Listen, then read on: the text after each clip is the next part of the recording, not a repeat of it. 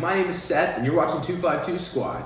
And today we're going to be talking about how much does it cost to build a Honda Accord, 1994 specifically for my case, but how much does it cost to build a turbo Honda in 2022? Without further ado, let's get straight into the video. This is only the beginning. Losing is my only fear. Taking time away from my peers. Started working hard for my career. Now it's safe to say a lot of clear, yeah. I'm the rookie of the year. I'm the rookie of the year. I'm the rookie of the year. I'm the rookie of the year, yeah. Alrighty guys, so let's go ahead and talk about it. This right here is my turbo 1994 Honda Accord. Nothing too special about it. Pretty cheap turbo setup, which we're going to go about talking about here in this video, but yeah, it's a pretty quick car, pretty fun car for what it costs, and let's go ahead and get started with it. Talking about the car itself, these cars can be found for $1,500 to around $2,500. You're going to want a manual transmission car. Mine's an F22 B2 non-VTEC car, kind of iffy whichever way you want to go, and if you're looking at a broad spectrum of Hondas, I definitely prefer to go with a manual car. They're going to range around the same price no matter what platform you're going to go with, but this is specifically about this generation Honda Accord. Moving on down the line, we're going to look at the turbo manifold stuff next. All the turbo parts.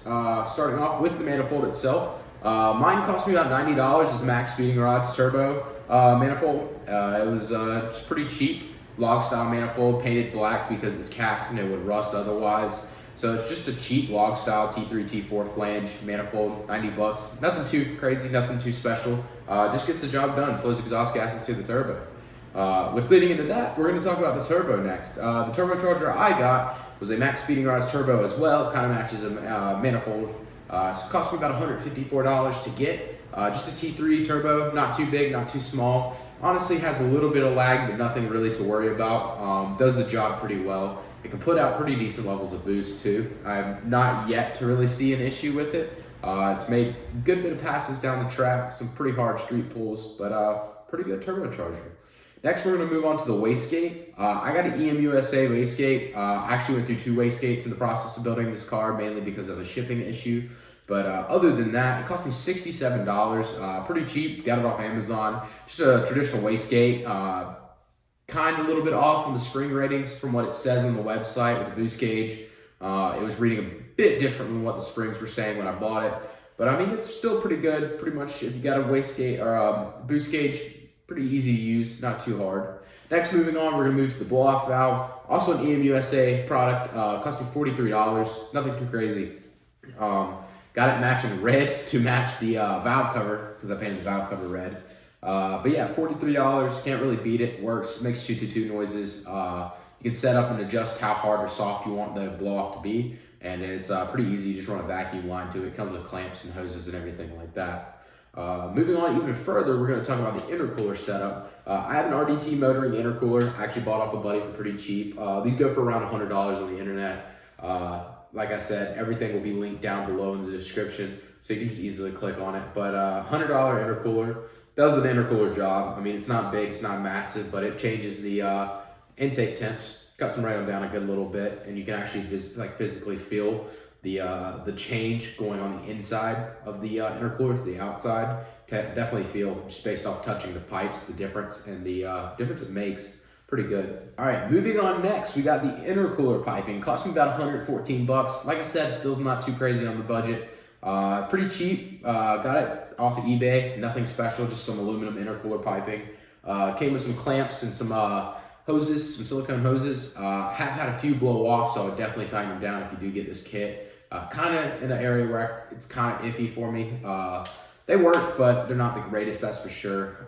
Had to get the blow-off valve welded onto it, and the metal's kind of thin, kind of hard, unless you are pretty skilled at welding. I'm not, so I had to get somebody to weld it up there for me, but kind of thin. But other than that, it's pretty decent. Moving on to the next thing we got, we have the oil sandwich plate. This is the oil line stuff. $62, got it off Mishimoto. Pretty decent. Shout out to Mishimoto for sponsoring the build, by the way. 62 bucks, got it off Mishimoto. Pretty cheap. Just gotta use the right adapter. Can't remember off the top of my head. It may be in the video which one it is for the Hondas. I think most Hondas are around the same. So what it does is it just connects to where your oil filter goes, and it pumps allows oil to go through the lines to the turbo, keeps oil going to your turbo, make sure your turbo doesn't lock up. But pretty simple, pretty self-explanatory. Let's see what's next here. Got oil feed line next, $23, also from Miscellaneous. Like I said, sponsored, so I gotta help them out. 4AN, just some regular braided line, nothing too crazy. A couple foot of it, about 6 foot is what I got, and it works pretty well. How to cut it back and then get special swivel fittings that are also down here. So that's what we'll get to in a second. Actually, that's what we'll get to right now. The oil feed lines, they are 4AN braided feed line, just straight adapters. They just go right onto the ends as long as you know how to work on AN lines, which if you want to check it out, link in the description down below and watch the series where we put the oil feed lines on. But they were only $6 a piece, about 2 of them, one on each side, so nothing too crazy there. Moving on to the oil return line coming off of the turbo. That's just a 10 AN line, $15, also off Miscellaneous, nothing too crazy. Came with the fittings, I want to say, on that one, or no, it didn't. So I got 2 fittings off of Miscellaneous as well. They were only $10 a piece, at $20 there. Nothing too terribly crazy. Just some 10 AN straights right onto the bulkhead. The bulkhead fitting I actually got off Jegs. $16, nothing too crazy.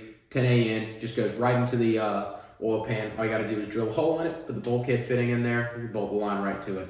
Nothing too crazy, just enough to get the oil back into the pan. Don't mess up like me and try to run the oil back to the sandwich plate, because then it'll back up in the turbo, and you think you blow your turbo the first time you crank the car, and then you have bad oil leaks. Rough time. Don't recommend it. Now kind of moving on to the outside of the car, moving away from what we did to the engine, starting with the wheels. I have XXR 527s, reps, call them whatever you want. I got a set of BBSs on my other car. They are what they are. Bought it cheap. They weigh nothing. The wheels are 15 by 8.5 with a 205 50/15 Toyo Proxy RR tire on them. Pretty aggressive tire, pretty much like a street slick tire. The wheels were $220 a piece, and then the tires were $226 each. I only did the fronts because I wanted the sleeper look, kind of regretting that now, but the front tires and front wheels are pretty not too bad price-wise. Moving on to bodywork and everything like that, I spent about $50 just on simple things, I guess, around it a little bit, and then just bondo, sandpaper pads, stuff like that, just to clean up, masking tape, blah, blah, blah, blah, blah. You know, just that stuff. About $50 in that stuff is what I spent. I got a front custom bash bar. I spent $50 in metal, and I had my buddy like fabricate it and weld it all up, and I just used the factory mounts for the factory bash bar. Welded the tabs to it for the intercooler, and so that's how the intercooler was held on. Moving on to the paint section of it, this is where it kind of gets kind of funny. The car is painted by a buddy using just a regular like air sprayer thing from Harbor Freight. I mean, it was very surprisingly well done for how much it cost. I spent $16 on the paint itself for each thing. I got 2 things of it, but it's actually Rust-Oleum paint I got from Lowe's, just right off the shelf, just some Rust-Oleum outdoor paint. Like I said, link to it will be down in the description. Pretty decent to paint, in all honesty. Just mix a little acetone with it and spray it out the sprayer, and it came out pretty good. Looked kind of like Nardo Gray. Pretty cheap. Cost me $100 for my buddy to paint it. Just gave him a crisp $100 bill, and he painted it for me. So it was pretty cheap. So I'm gonna say not too bad on that one. Gonna say probably give or take $200 ish if you want to look really deep into it, and other things I did to the body with like buying tools and everything like that. So nothing too terribly bad like that. Now another thing that I want to mention is the ECU. ECU setup on it and tuning setup on it. Didn't get too far into it with the videos and everything like that. But the car is on a chip P28 ECU from a Honda Civic. If you're a Civic guy, anything like that, you know a lot about them. Essentially a Civic ECU, and you just go in, take the factory chip out, put a chip in it, you can flash it, whatever. Car has a chip P28 in it. When it was chipped, never got dyno tuned really, kind of like lightly street tuned, nothing crazy. I can't remember off the top of my head. You can typically find these ECUs from like a company like HA Motorsports for around $400-ish. Or if you're looking at like somebody off the street kind of taking a risk, but I think I've seen it as low as $200, normally around $300 for one that's already been shipped. But yeah, not too bad. Definitely gotta take it somewhere, get it tuned. Tune prices are so out of the, like whatever you're going to is kind of where it's gonna depend on. So I can't really give a definite price on tuning. If you're in North Carolina, J Mills Tuning is pretty good. Definitely recommend them. Heard a lot of good things about them. Never been, but I've heard a lot of good things. I've had a buddy, actually, my buddy Nate with his turbo cord has been tuned by them, and he said they're pretty good. So that's who I would get for tuning.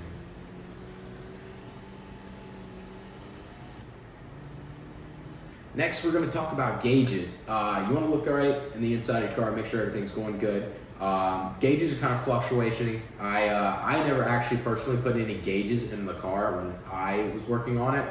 The car actually ended up getting a boost gauge. I really don't know how much it costs or anything like that. I have no link to it or anything for that, but I would definitely recommend getting like an air fuel gauge and a boost gauge to definitely monitor that. Next up, I forgot to mention it, but fuel injectors. The car actually got upgraded fuel injectors. They are 550cc injectors. They just pulled off another car that we found in a junkyard actually that a buddy knew about, and so got 550cc injectors. Don't really have any clips or videos on that, but I got them put in there. It helped it run a little bit better when it got tuned in the end. But yeah, next I'm going to talk about the last little bit, the miscellaneous stuff. I would give about $500 for miscellaneous stuff. Every build you're going to do is going to come with miscellaneous stuff. You never know what it's going to be. That's anything from sawzall blades, cutoff wheels, gas for the welder, masking tape, painter's tape, goo gone, whatever, you name it. Different cans of Rust-Oleum spray paint, whatever you do when you're building a clapped out turbo Honda like I did. But definitely going to give a little bit of that. And so with that being said, we're going to go about the total cost of this build. Drum roll please, The total cost in parts alone on my car was $2,917. How much it cost me to build my car. $2,917. Now that's not taking in the sponsorships and friends helping out and everything like that. It was right at $3,000 essentially. Lots of long, hard nights. I actually ended up building the car in about 2.5 months from when I bought it. Bought it in January and had it finished up March, something like that. So it was a lot of work. It was definitely a push. Definitely was really, really crazy of a build. I didn't get to enjoy the car as long as I wanted to. I ended up having to move and leaving the car back in Mooresville. And so the car is not exactly with me right now, but the car is now a lot different than what it used to be. The clips of me getting gapped by a Scat Pack insert right here. It now is definitely a lot faster than a Scat Pack. Car is now tuned, pretty freaking fast. I don't know actual power numbers on it yet because it never got read right, whatever. But yeah, the car is really, really quick. It's an insane car. It is pretty fun to drive, I will say that much. Definitely would recommend doing a clutch. Definitely would recommend other stronger supporting mods like fuel pump, probably lines going E85, whatever, you know.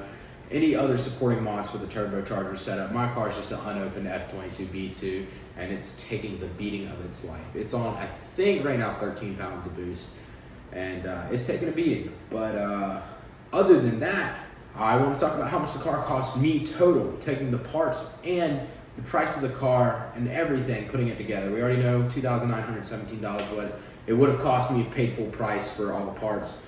I want to talk about the car. I actually bought this car for $70. I bought a set of BBSs for my job at the time. Only paid $20 for the wheels, and then I paid the other guy another $50 on top for giving him the BBSs and $50 cash. And I got a Honda Accord, and then I built it. And with sponsorships and everything like that, I probably only spent about $2,000, $3,000 in that range total on this car.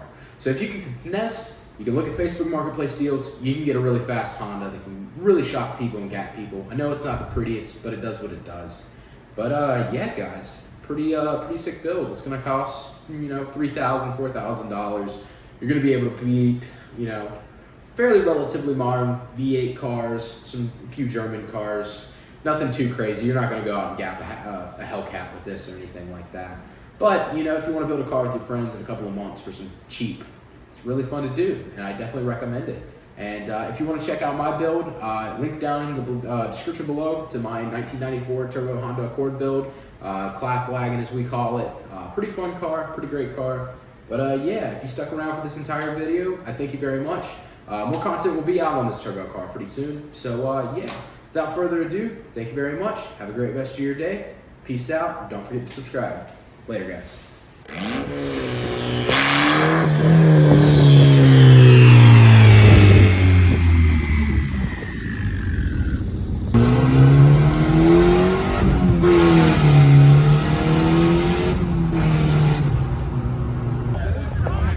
half wagon.